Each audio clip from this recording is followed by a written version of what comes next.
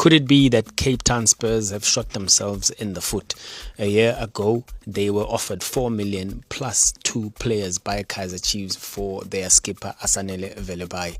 Now, fast forward to now, as of this morning, they are set to lose him for free, mahala. That's the Premier Soccer League's Dispute Resolution Chamber.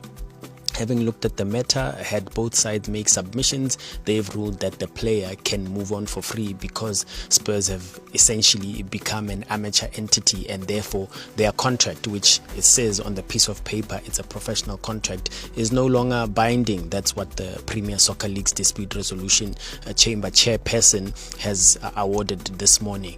Now, Velebhayi, a diamond as Spurs had termed him, is set to move on to join Amakhosi on a long-term deal, effective as soon as the paperwork is done and the player can begin life in the Betway Premiership. Now, keep it locked on all my social media platforms for an update on just the conclusion of this deal.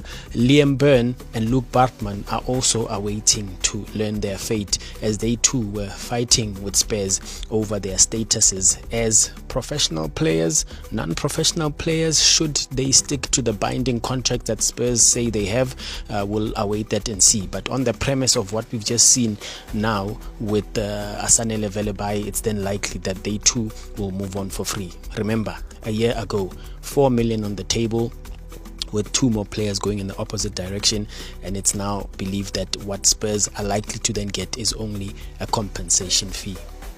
Hurrying.